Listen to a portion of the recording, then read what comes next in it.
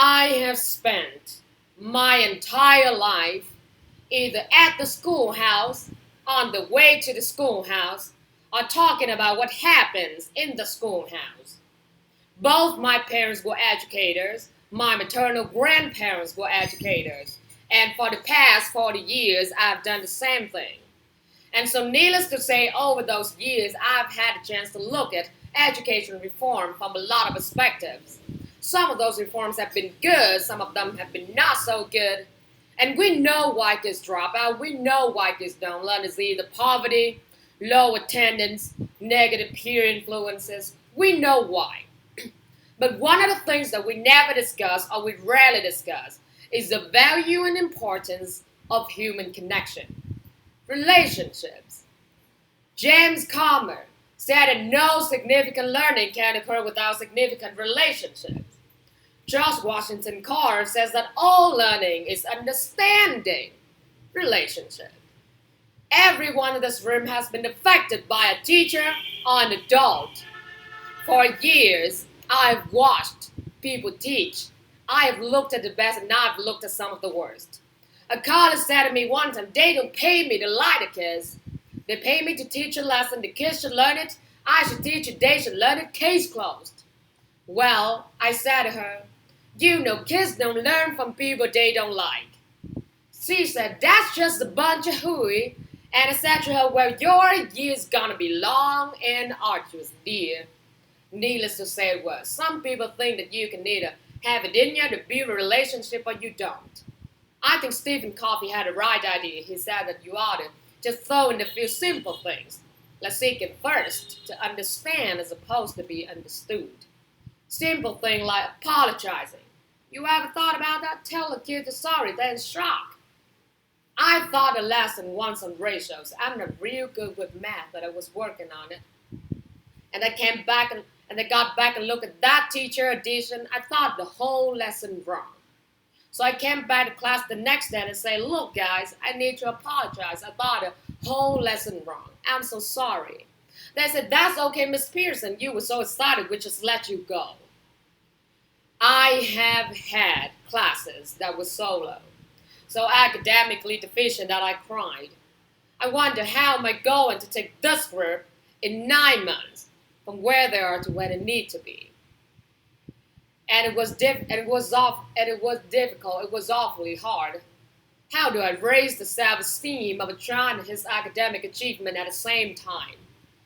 One year I came up with a bright idea. I told all my students, you were chosen to be in my class because I am the best teacher and you are the best students. They put us all together so we can show everybody else how to do it. One of the students said, really? I said, really? We have to show the other classes how to do it. So when we walk down the hall, people would notice us. So we can't make noise, we just have to strut. And I gave him a saying to say, I am somebody. I was somebody when I came. I'll be better somebody when I leave. I am powerful and I'm strong. I deserve the education that I get here. I have things to do, people to impress, and places to go. They say, yeah. When you say long enough, it starts to be a part of you. I gave a quiz, 20 questions.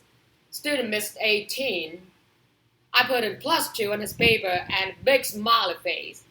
He said, Miss Pearson, is this an F? I said, yeah. He said, then why'd you put a smiley face? I said, because you on the road. You got you right, you didn't miss them all. I said, and when we review this, won't you do better? He said, yes, ma'am, I can do better. You see, -18 sucks all the life out of you. +2 say, I'm all bad. For years, I watched my mother take the time of recess to review, go on home visits in the afternoon, buy combs and brushes and peanut butter and crackers to put in the desk drawer for the kids who needed to eat it, and a washcloth and some salt for the kids who didn't smell so good. See, it's hard to teach the kids to stink. And kids can be cruel. And so she kept the things in the desk, and years later, after she retired, I watched some of the same kids come through and said to her, you know, Miss Walker, you made a difference in my life. You made it work for me. You made me feel like I was somebody when I knew at the bottom I wasn't.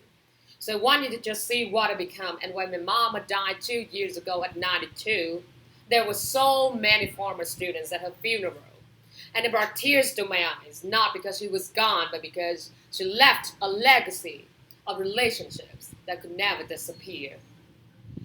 Can we stand to have more relationships? Absolutely. Will you lie on the children? Of course not. And you know the toughest kids are never absent. Never. You won't like them all and tough ones show up for the reason it's the connection, it's the relationships. And while you won't like them all, the kids, they can never ever know it. So teachers become great actors and great actresses. We come to work when we don't feel like it. We're listening to policy that doesn't make sense, and we teach anyway. We teach anyway because that's what we do. So teaching and learning should bring joy. How powerful would that world be if we had the kids who were not afraid of taking risks, who were not afraid of thinking, and who had the champions? Every child deserves a champion, an adult who never give up on them, who understand the power of connection and insist that they become the best that they can possibly be. It is job tough, you betcha. Oh God, you betcha. But it is not impossible. We can do this. We are educators. We are born to make a difference. Thank you so much.